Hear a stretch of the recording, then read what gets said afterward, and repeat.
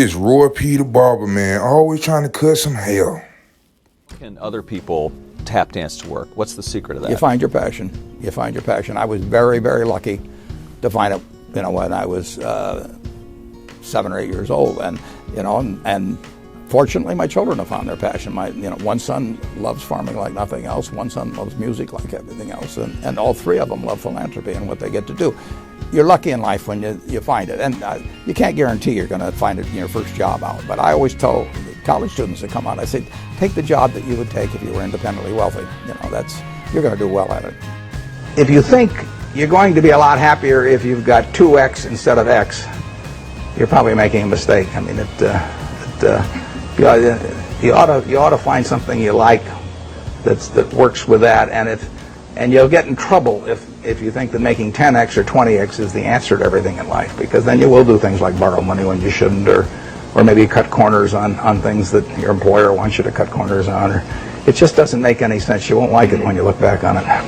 3 things in hiring people: look for integrity, intelligence, and energy. And he said if that person didn't have the first 2, that the latter 2 would kill them. Because if they don't have integrity, you want them dumb and lazy. You don't want them smart and energetic.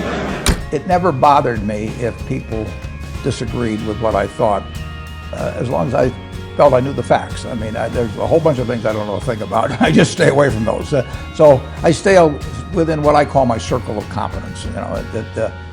Tom Watson said it best. He said, I'm no genius, but I'm smart in spots, and I stay around those spots. Well, I try and stay around those spots, and I just don't have a problem if somebody says, you're wrong on something. I go back and look at the facts, and I think that really is much more important, frankly, than having a few points of IQ or having an extra course or 2 in school or anything of the sort. You need emotional stability.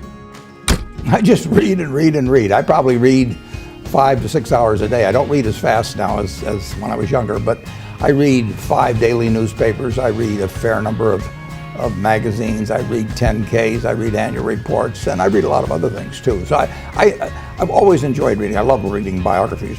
Famous lesson about a margin of safety, that you don't drive a truck that weighs 9,900 pounds across a bridge that says limit 10,000 pounds, because you can't be that sure about it. If you see something like that, you go down a little further down the road and you find one that says limit 20,000 pounds, and that's the one you drive across.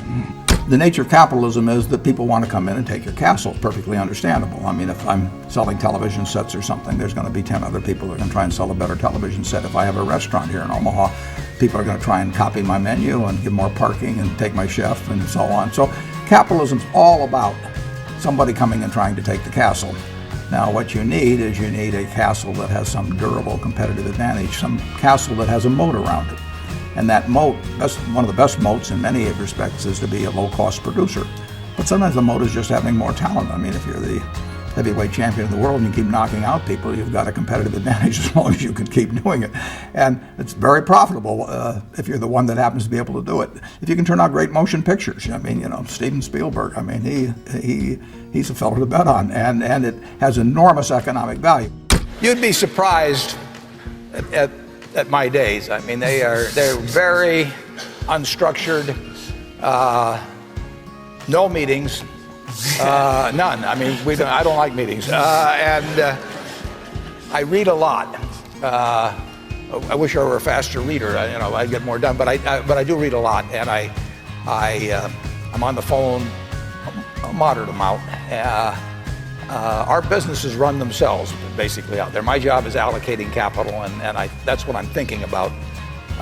But I don't like to have things all packed hour to hour to hour. And Bill and I are both extraordinarily lucky. I mean, we really get to do what we like to do, the way we want to do it, with people that we choose to be around, and they're terrific. I mean, we've really got everything our way, and we're very fortunate. And in his world, he has a different kind of pace than I have, but we both love it the way we do it. And my guess is that we're each the most productive in that particular mode too, because it fits our personalities and aptitudes.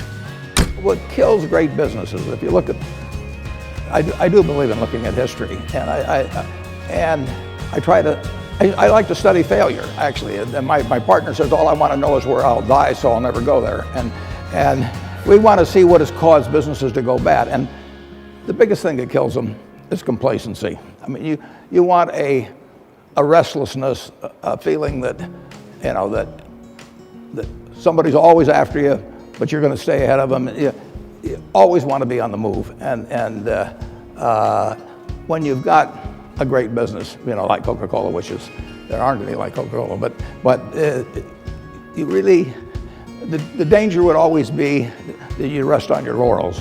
But I see none of that, obviously, at Coca-Cola. But that is the key, to compete the same way when you've got 1.8 billion servings being sold daily as when you were selling 10 a day. And that restlessness, that belief that tomorrow is more exciting than today, you just have to have it permeate the organization. Who was Ben Graham? He was your primary mentor, model?